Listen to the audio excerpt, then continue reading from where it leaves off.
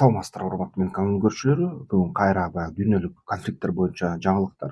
Дүйнөдө 40тан ашык ушул конфликттер болуп жатат. Анын ичинен ушул бүгүн 3 темасына кайрылабыз. Ушу жумада болгондуктан бул биринчи Израилге Хезбалла кол салды.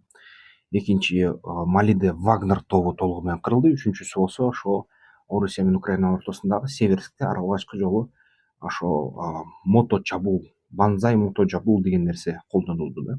Ал эмне экенин көрөлү. Биринчи ушул Ливандан, Дамасктан ракеталар менен сокку болду. Хезбалла кыймылы соккунун астында жарыялады, сокку кылабыз деп, Израилди жоготобуз, ушундай аткылайбыз деп жарыя кылып туруп соккуну жасады. Сокку Маждал Шамска туура келди. Ал жерден ушу 12 киши каза тапты. Анын көбүнчүсү жаш балдар да, футбол ойноп аткан, футбол талачадга учуп келди ракеталар. Футбол ойноп аткан жаш балдар каза болду. Ал нерсе билингенден кийин эле замат Хезбалла өзү баягы ушул сокку кылуу жоопкерчилигинен баш тартты да. Биз аны жасаган эмеспиз деп жарыялады. Бирок Израилдин маалыматы боюнча муну Хезбалла кылды. Анткени Израилдин разведкалары бар, Шинбет, Массад жана Сайрет Маткаль деген. Анан ошол разведкалары айтып атат, мунун баарын Али Яхья Мухаммед кылды дейт. Хезбалланын мындай жакшы аскер башчысы деп эсептелинет. 100 ракетадан ашык атышты дейт. Ошол 100 ракета өзү болсо Ирандан жасалган деп айтып атат да. Бул деген ирандык ракета Фалак 1 деп аталат экен. Фалак 1 бул деген Иран согушунда колдонулган ракеталар, 50 килограммга чейин жетет взрывчаткасы. Анын учуу аралыгы да ушул 200 километр, 100 километрге чейин бара алат. Анан ошол Фалактын сыныктарын табышты, Ирандын заводдорунун белгилерин табышты. Демек бул Ирандан келинген экен деп израилдиктер муну аныкташты. Ошентсе да анан израилдер өзү кайра ошо Хезбаллага каршы соккуларды жарыялашты. Хезбалла жок, биз Голан бийиктиктерин друздар жашаган жерге тиешебиз жок деп айтты. Биз ага жоопкерчиликке макул болбойбуз, моюнсунбайбыз десе дагы баары бир Израиль ошо Ливанга бир нече сокку, авиа сокку жасады да. Ошондой болуп атат. Анан авиа сокку жасаганда көбүнчө ошол кимдер өлдү да? Голландык бийиктиктерде друздар жашачу. Израиль аны баягы 7 күндүк согушта басып алган болчу. 7 күндүк согушта басып алганда друздар негизи баягы Израилдин жарандыгын алышкан. Друздар бул арабтар, алардын өзүнүн баягы диний агымы бар мусулманчылыкта. Бирок булар аябай кыраан кишилер, аябай мындай намыстуу кишилер, өжөр. Анан ушул кишилер баягы ушунчалык друздардын балдары өлдү дегенде Хезбалланын кыймылында жүрөк түшүү болду. Анткени алар друздарды билет. Друздар ушундай канды деген түшүнүгү бар. Өч алат да, булар өч алат. Негизи бул эмнеге ушундай болуп кетти? Эмнеге Израилди соксо арабтар өлүп атат? Ошону карасак, эгерде бул жерде өзү еврейлер Израилде 77%, 18%дан 21%га чейин бул арабтар жашайт Израилде. Акыркы маалымат боюнча 21% арабтар жашайт. Арабтардын бул жерде медреселери бар, мечиттери бар. Арабтардын ушул Израилдин ичинде өзүнүн шариаттык соттору бар. Анан христиандар 2% жашайт Израилде. Анан негизи ушул друздар 1,6, 1,7% жашайт да. 2%га чейин барып калат деп айтышат жаңы маалымат боюнча. Ошол друздар өзү мындай кыраан болуп келет да, мурунку баягы эскиче ойлонгон адамдар да, сөзүнөн кайтпайт, ушундай сыяктуу. Анан негизи эгерде арабтарды карасак, акыркы маалыматтар 21% болгондуктан ошол арабтар өзүлөрү Сахалда иштешет, Шинбет, Массадта, Сайрет Маткальда иштешет, өзгөрө разведкаларда Израилде алар кызмат өтөшөт жана дайыма ошол кызматын ушул Израиль мамлекети үчүн жакшы кылышат да, аябай жакшы кылышат. Аны эч ким чыккынчы деп, суннит араб өлкөлөрүндө аны эч ким чыккынчы деп эсептебейт. Алар өзүнүн мамлекетинин жарандары. Анан албетте алардын баягы суннит мамлекеттер менен байланыштары бар да. Израиль бул деген мамлекет да, бул еврейлердин идеологиясы эмес, бул жөн эле мамлекет да, Кыргызстан сыяктуу эле.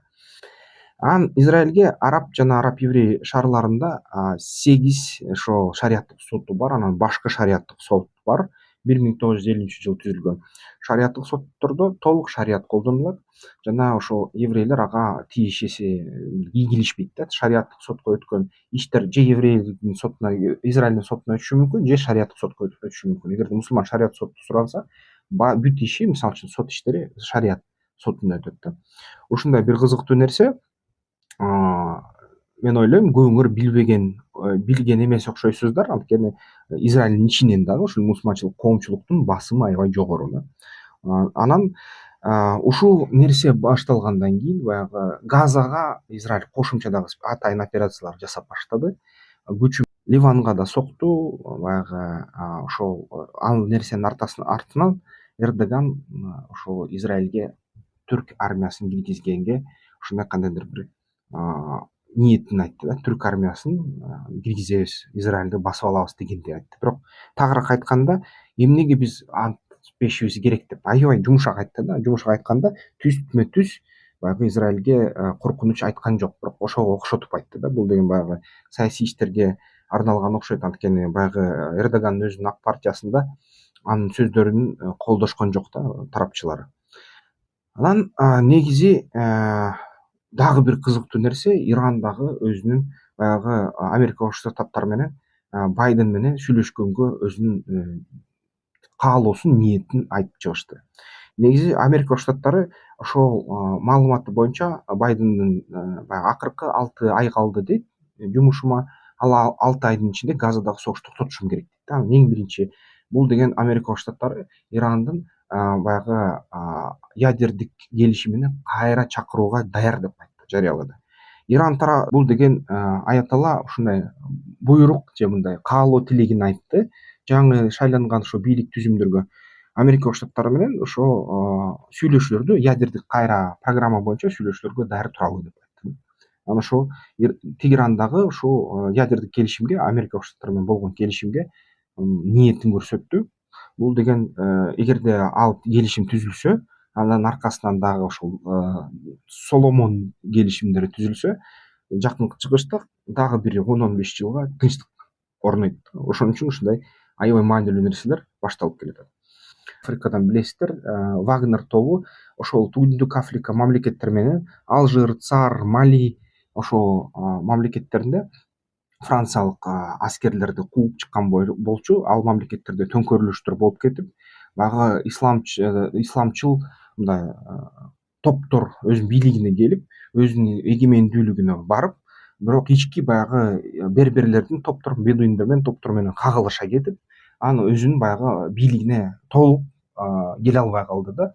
Ошол мисалы үчүн Малиде туарегтер деген берберлер топтору бар. Берберлер аябай көз карандысыз. Алар деген маликиттик маликит ошол мазхабында жашашат мусулмандар, бирок алар өзүнүн кандайдыр бир ички өзгөчөлүктөрү бар. Ошол өзгөчөлүктөрүнө чыдабаган борбордук жаңы өкмөттөр кайра аларга басым жасап, алардын укугун бузгандыктан ошол берберлер аябай чоң топ, бир топ эле булар көчмөн чөлдөрдө көчүп жүрүшөт. Булар курал колуна алышты дагы кайра борбордук жаңы өкмөткө каршы согуш башташты. Андай кыймылдардын бири Азават кыймылы берберлердин. Анан ошол туарек уурусунан болот да. Ал туаректер болсо ошол жалпы Малинин жаңы өкмөттү жалдаган Вагнер тобун ушундай кандайдыр бир жашыруун жерден кармап алып, аткылап салышты, баарын өлтүрүштү, кырышты. Вагнер тобунун ошол Малидеги болгон контингентинин 80% кырышты деп айтылып жатат. Вертолетун да уруп согушту. Ушундай нерсе болду. Анын пропагандистин дагы өлтүрүштү. Аябай белгилүү Вагнердин тобунун командирлерин жана ошол блогерлерин өлтүрүштү да ошол жерден. Анан Вагнер өзү дагы өзүнүн расмий каналдар боюнча ага тастыктоо берди, чын эле болгон деп айтты. Анан албетте баягы туаректерди карасак, булар кимдир? Азават кыймылы бул деген террористтер эмес, бул деген ислам халифатын түзөбүз деген радикалдуу топтор эмес. Булар деген таза эле берберлер да, маликит мазхабынын мусулмандары. Алардын бирок аябай өзгөчөлүктөрү укмуш да. Мисалы үчүн бул жөнүндө бул рекомендацияда, роликти да көрсөңөр болот, кызыктуу. Буларда эң башында аялдары бетин жабышпайт. Бетин эркектер жабышат. Эркектер дайыма көк кийим кийишет, бетин дайыма жабышат, ачпайт. Анан бүт мисалы үчүн укуктар бул жерде эркектин ордуна аял да, алардын ошо элинде, туарек элинде аялдар баары чечет. Эгерде мисалы үчүн эркек аял ажырашса бүт мүлк аялда каралат. Аялдын укуктары эң кенен да ошол Тибетте жана Малиде ушундай эки топ бар. Аялдар биринчи орунда да ошол туарек уруусунда. Анан албетте бул мазхабынын баягы басымы, жүрүм туруму салттык мусулмандарга жакпагандыктан башкы өкмөттөр буларды кысканга аракет кылат, буларга каршы чараларды көргөнгө аракет кылат. Бирок акыркы заманда дагы аялдарын да баягы бетин жабууга да мажбурлашты. Бирок ошентсе дагы булар аябай өзүнүн көз карандысыздыгын бекем кармайт, каршы чыгат. Биз мусулманбыз дейт, бирок биздин өзүбүздүн салттарыбыз бар, байыркы ошол салттарыбызды карманабыз деп ушундай позицияда турушат да. Ошол анын Азамат кыймылы негизи бул анын эч кандай террористтик же радикалдык ой пикирлери жок. Булар бир гана Мали жана Сонгай, мурунку Сангай мамлекетинин, Мали мамлекетинин Алжирдин чек арасында кээ бир территорияларга өзүнүн көз карандысыздык мамлекетин түзүүгө үмүттөнүшүп, ошол курал колуна алып күрөшүп жатышат. Эгерде алар баягы борбордук мисалы үчүн өкмөтүнө катуу туруштук бере алса, акырындап алар өзүнүн мамлекетин түзөт. Өзүнүн мамлекетин түзсө, анда булар дагы баягы модернизацияны өткөргөнгө каалап атышат да, баягы чөлдүн арасында төө минип алып көчкүмөн болбой, кайра шаарларды куруп акырындап иштегенге мындай ниеттери бар, жакшы, ак эле ниеттер да, мындай светтик мамлекет курууга. Туарегдер ушунчалык кээ бир учурда европалык элди таң калтырышкан жана аларды суктандырышкан. Ошон үчүн мисалы үчүн Volkswagen компаниясы Volkswagen Touareg деген машинени чыгарган. Touaregдин түзмө түз котормосу бул деген чөлдүн баатыры деген сөз да. Анан негизи ошо Макрон дагы бул жерден изи бар окшойт, анткени Франциянын аскерлери Малиден кеткенден кийин, баягы Вагнер Франциянын аскерлеринин ордун ээлегенден кийин албетте ошол Азабатка балким курал жарак менен жана ошо разведка менен, космостук баягы чалгындоо менен Франция жардам бергендир. Аны эми эч ким түз айта албайт да азырынча. Анан дагы бир ушул жаңылыктар бул деген Северскте Украина менен Орусиянын ортосунда бул Deep State картасын карасак кагылыштар болуп атат, Украина утулуп атат. Анан Северскте ушундай бир эпизод болду. Украинанын баягы позицияларына ошо мотоцикл минген орустардын аскерлери баса кирди да, зеркраш болуп эле. Мисалы үчүн бир позицияда бир отделение Украинаныкы турса, орустардын бир батальону ошол баягы ар кандай мини джиптарды, баягы электрокарларды, ушундай мотоциклдерди минип баса киришти дагы. Анан басып алышты да. Анан басып алгандан кийин баягы украиндиктер пулеметтер менен атышып, көп кишисин өлтүрүп, көп мотоциклисттерди уруп атып, антсе дагы баары бир алар канча бир бөлүгү позицияларга жетти. Позицияларга жетип туруп, ошол точкаларды басып алды. Анан ушундай нерсе кайталанып атат да улам азыркы кезде. Анан ушул нерсе аябай таң калтырып атат, анткени мотоцикл менен атака кылуу бул абдан кооптуу, абдан тобокелдүү.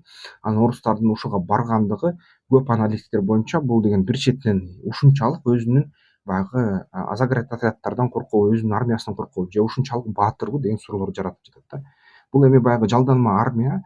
Бул деген мисалы үчүн армияга ошо согушка катышам дегенде эле сага бир маалда эле 1,9 миллион рубль берет. Анан кийин бир рейс жасаганда 5 миллион суммасында жалпы ошол акчасын төлөп берет деп реклама кылып атышат.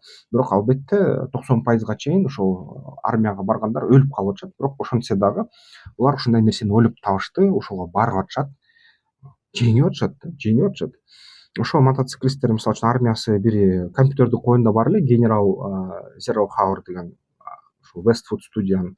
Дагы ошол тактика колдонулуп атат да. Бул жерде баягы мотоциклисттердин тобу тез келген, 120, 60, 100 км/саатына менен келгенде Украинанын желдеттеринин саны аз болгондуктан, жаңы армия толуктоо ылдамдыгы жай болгондуктан булар деген чын эле баарын атып өлтүргөнгө үлгүрбөй жатышат да. Мисалы үчүн ошо 2 пулемет турса бир отделенияда, 2 пулемет ошо ушундай 30 мисалы үчүн мотоцикл минген желдет позицияга келсе, анын ичинен ошо 20 атканга жетишип атат, 10 баары бир жетип калып атат. Экинчи агым келгенде ушинтип ону 30 кайра топтолгондо ошол отделениянын позициясын жанынан ошол 30 атака кылганда бир украиндик отделенияны баары бир ушул мотоциклисттер жеңип атат да, атып салганга жетишип атат. Ушинтип анан утулуулар болуп атат да. Бул нерсе албетте бүт чек арада бирдей эмес, бирок ушундай эпизод болуп кеткени көп согуш аналитиктерди аябай таң калтырды да. Ушундай да болушу мүмкүн экен деп, ушундай да тактика иштейт экен деп. Ошол анан жалпысынан айтканда Орусия жеңип атат. Орусияга да кыйын, Украинага өтө кыйын. Украинага батыштын куралы келсе дагы кеч келди. Ал келген ылдамдыгы Украинанын утулушуна шарт түздү да. Азыр бүгүнкү күнү аналитиктердин көбү айтып атат, Украина утулганга жакын деп айтып атат да. Ошону менен баягы украиналык зилдеттер ушул мото атаканы көргөндөр айтып беришти, кандай бул нерсе болду.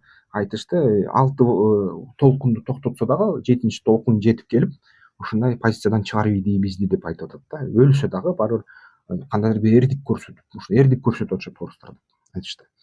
Анан Зеленский дагы акырындап интервьюларды бере баштады. Баягы аты зор журналдар, баягы маалыматтык агенттиктер ошо Зеленскийдин сүйлөшүүлөргө даяр экенин билдирип жатышат да. Ошол негизи жаңылыктар ошондой.